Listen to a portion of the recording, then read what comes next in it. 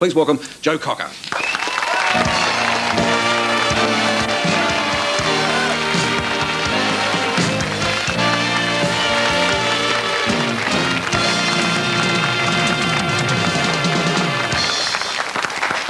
Welcome home.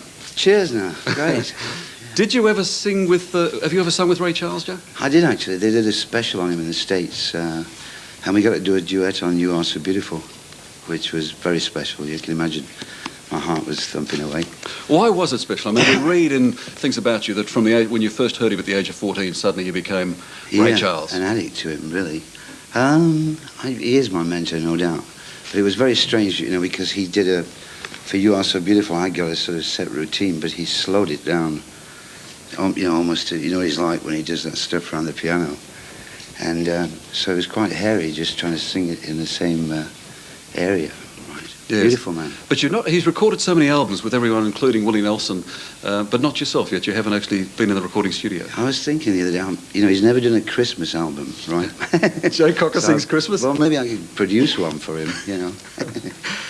We can understand why someone like Elvis, who comes out of Mississippi, got that tag with lots of black people around, got the tag of being the white boy who sang black music, sang like a black man. Yeah. But out of Sheffield, a white kid out of Sheffield, I mean, where did this black tag? Well, it's pretty, you know, it's a pretty rugged steel town. I mean, I see now out of Glasgow there are a lot of bands emerging because of, you know, unemployment and stuff, maybe. But at that time, most like the Rolling Stones, say in London, we were all trying to trace the roots of pop music, basically, rock and roll. And so we ended up finding people like Chuck Berry and Howlin' Wolf, all the great blues singers. And I started doing it till it sort of became second nature to sing in that vein. Does it surprise you, or did it surprise you as much as it does us? I just read that accolade that Ray Charles gave you as being the only true disciple. Were you obviously flattered, but were you surprised that Yes, obviously, you know. I'm saying each time I meet him, he's a very warm guy. But, you know, he's like a father sort of figure to me. You know. Was the voice always the way it is now, the huskiness, or was it the result of one or two late nights? A few of those, and smoking a pack of cigarettes a day didn't help. We just did this first show in Brisbane, and I realised I got to cool my smoking a bit.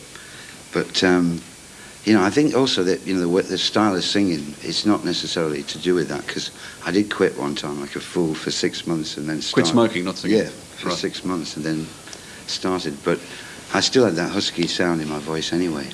Did you have it when you called yourself at the age of 17, when you called yourself Vance Arnold and the Cavaliers? Vance Arnold. I used to tell everyone that someone else gave me that name, but actually I made it up myself. You know, it was. I remember Elvis in one of his early films calling himself Vance, right?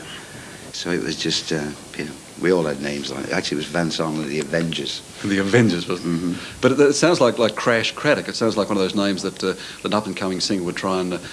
Here you were, an Englishman trying to sound like an American.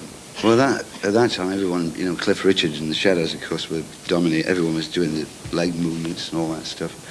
And we wanted to be more R&B, but if you wanted to get any dates, you had to sort of throw in the young ones somewhere down the line, you know, which never quite suited my style.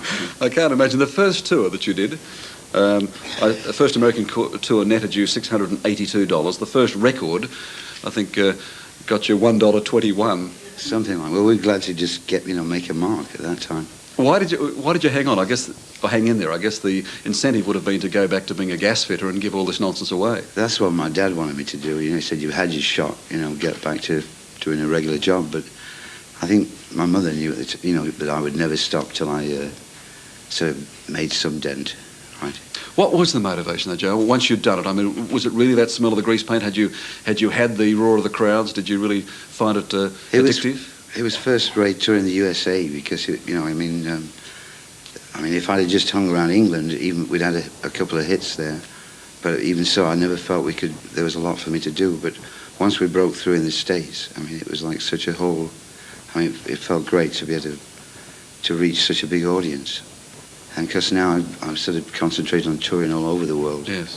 So even without a hit, I've got some friends in parts of the world who come and see me, you know. Well, you had more than one hit, but What surprises me is that if you said that, if it's addictive, once you've gone into that rock and roll circuit, as so often people say that it does become addictive in terms of the roar of the crowd and so on, and getting up there and performing. Yeah. Yet of all performers, you really appear to be so often in a dream of your own. You're doing it for yourself so often. Obviously, if you're doing it for the crowds, but you Yeah. appear to be on your own up there. Well, it's like anything else, you know. I'm very self-critical. So when I get up there, I concentrate, on what I'm doing. I still get old people always asking me why I'm waving my arms about and things, but that's pretty subconscious to me. I just try and concentrate on getting things almost like an opera singer. I know it's a bit of an insult to opera singers, but I have a breathing technique and everything I have to get into. So I do sometimes get lost in my own little world up there. I was going to say that. I mean, are you conscious of 20,000 people out there? Yes, but I'm trying really to convey the emotion, and But I've been doing it a long time, so I can deal with small audiences and pretty large audiences too. And the reports in the 70s there of your suicide and your death were exaggerated? I hope so. I'm going to say a few of those been around, eh? Well, you now see, coming back this time, of course, you had hits, as I said, in the 60s and then the 70s and now the 80s. Are you seeing the children of the old original fans at the shows? That's right. That's quite surprising, especially like, we just did Germany and Italy earlier this year. And I get all these like little 16-year-old girls coming up and talking to me and quoting, stuff from Mad Dogs and Englishmen, and they tell me they just, through growing up with their folks, they followed through, which again is very flattering. Does it make you feel like a granddad? I have to watch it. I'm still a randy old man underneath. So. We've got a clip here of Joe in action from some of those tours. Have a look at this and we'll come back and talk.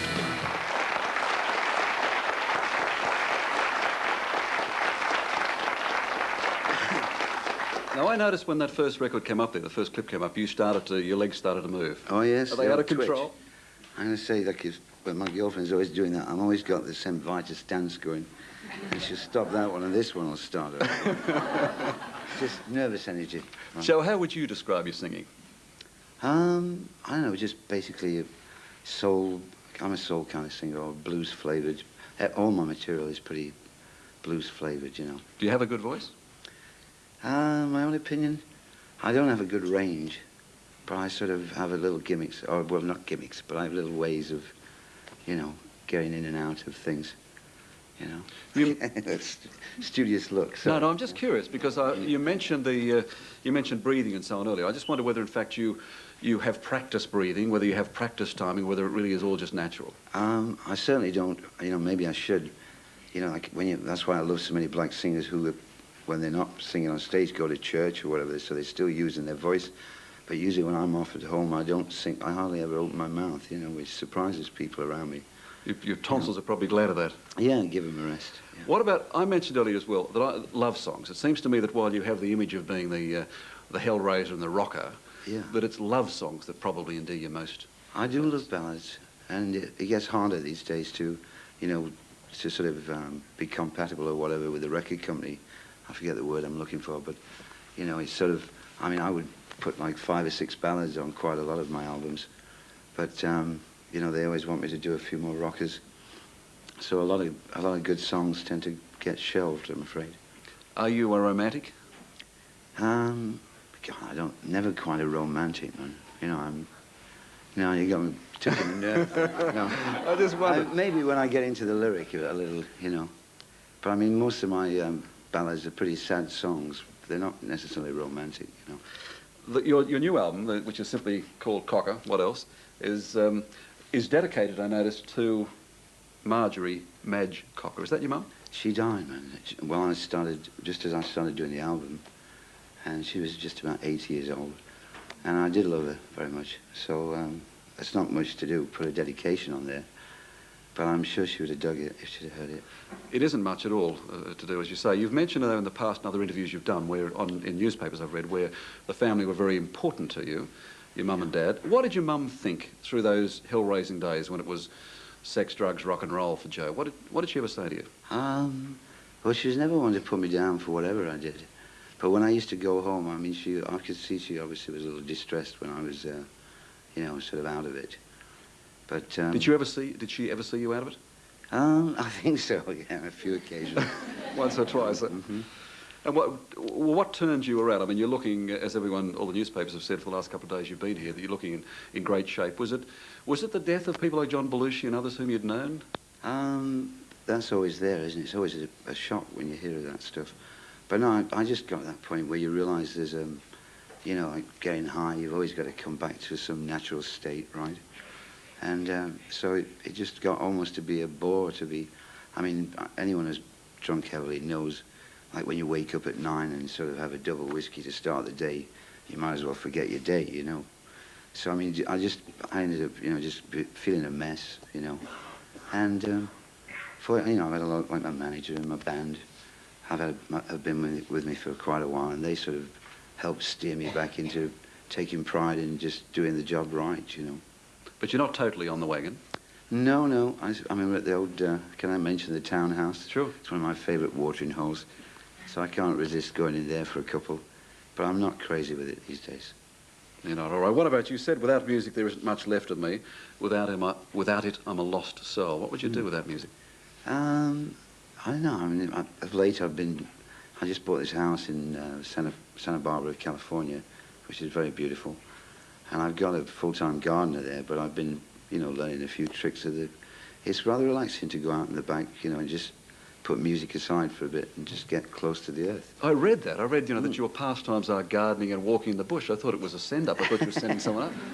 No, I'm even going to get a llama for Christmas. How about that? A llama? Yes. What, they're big, you know, those things with the long necks in the Himalayas.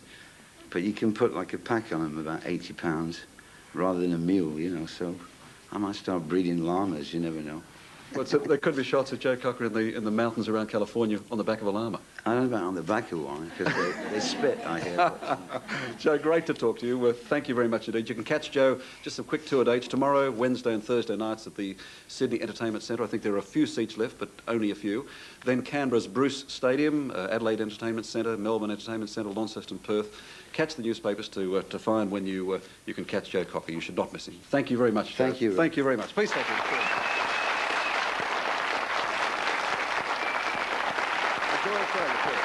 I hope you enjoy Australia. Yeah, after the break, the permanently pink cosmetic queen, Mary Kay, back in a moment.